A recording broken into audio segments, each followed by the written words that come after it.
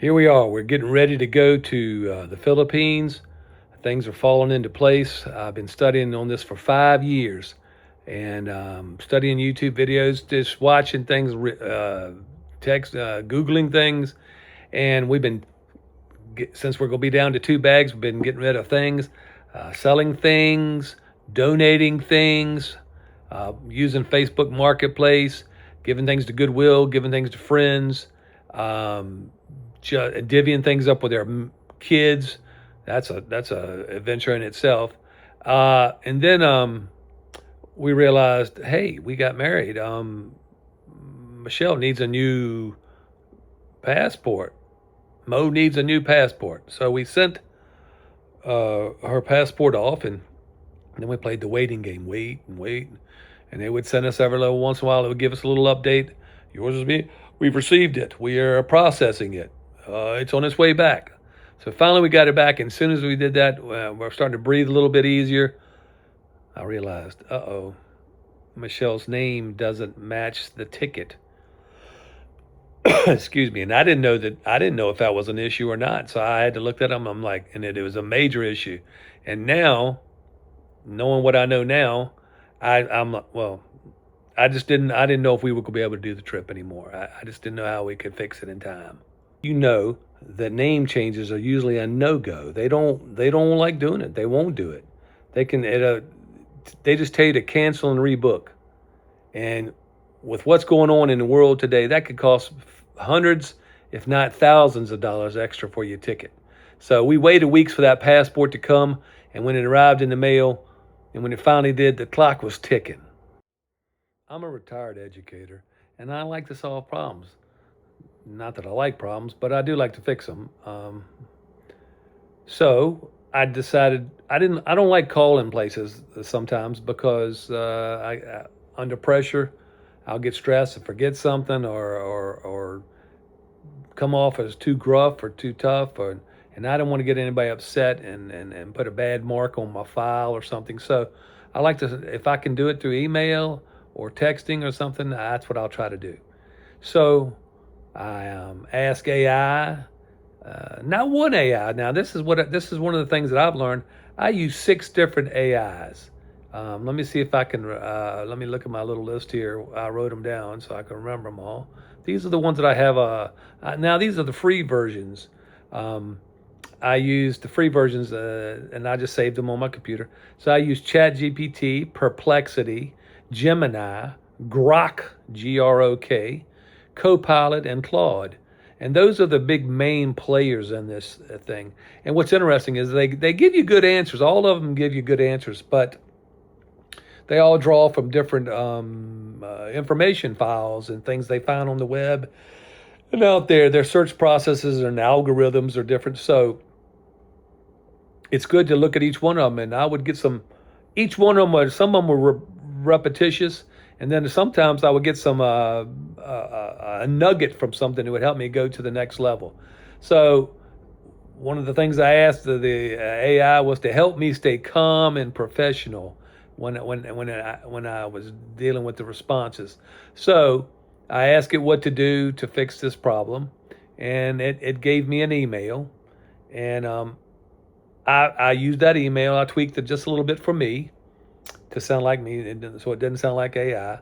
And I sent it off to the general email. Well, I got back a response. Sorry, cancel, rebook. And I knew I didn't even get a real person because it didn't even have a signature or anybody on it. It just said, this is what we do. And I took that response and then I took that and I pasted it into all the different AI models. And I read what they had to say. And they came back, and most of them were the same. And they told me what to do. They said, "Here's how you escalate it. Write an escalating email, one that make it."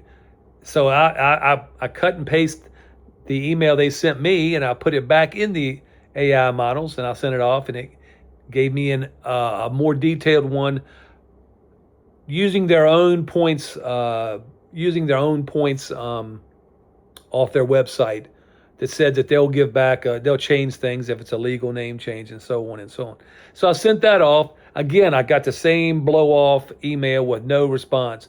But this time when I put it back into the AI said, one of them said, only one, said, you should try their social media. So I found and put a little comment on there. A lot of times different people respond to that. So I'm like, okay, I'll do that. And I took it like a one sentence thing. I'm having a problem rebooking due to a legal name change. Can y'all help me? And I put it on I think I went to their Facebook site and I put it on there. You can't even put it on their site. You have to send them a message. Well, bang, I got an instant answer saying, but it gave me a response. We don't answer this stuff on here. Here's who you should contact. But it gave me new emails and new phone numbers. And this time the email had the word ticketing in it.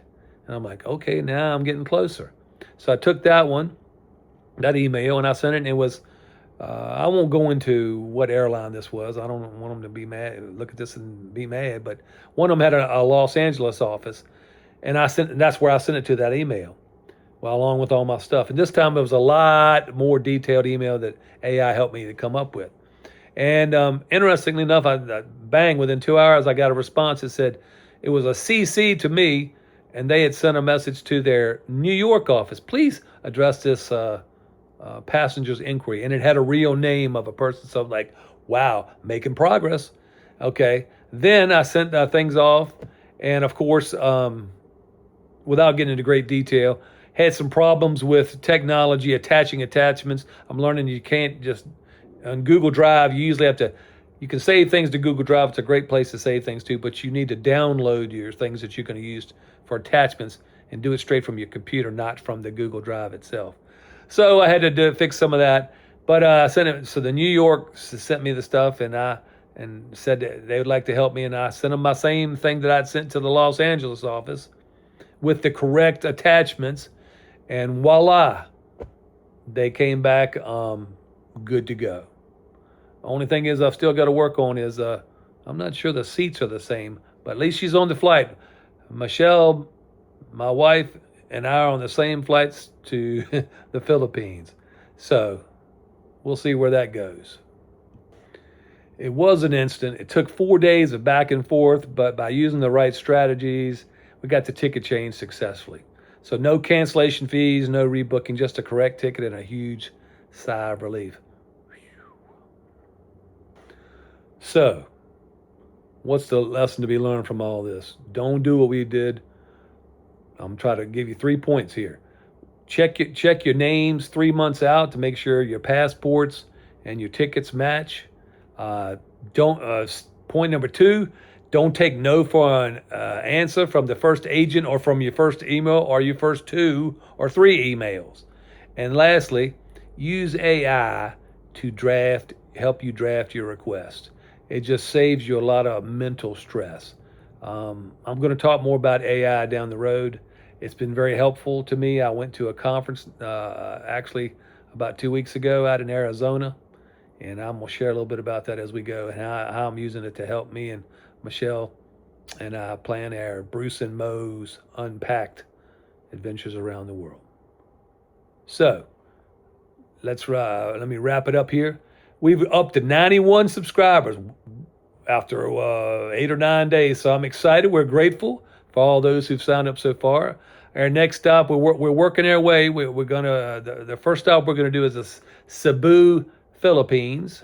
If you didn't catch it on the first one, I plan to do some more videos before we get going about how it's affecting us and what we're doing to plan and steps that you need to take. So don't forget to check out my wife's channel, where she does a little bit more than emotional stuff in a woman's perspective. Her channel is called Mo Unpacked. You're watching Bruce and Mo Unpacked, and so hit that subscribe button, and I still like saying that. Hit that subscribe button to see if we actually make it onto the plane in early June. Take care and see you later.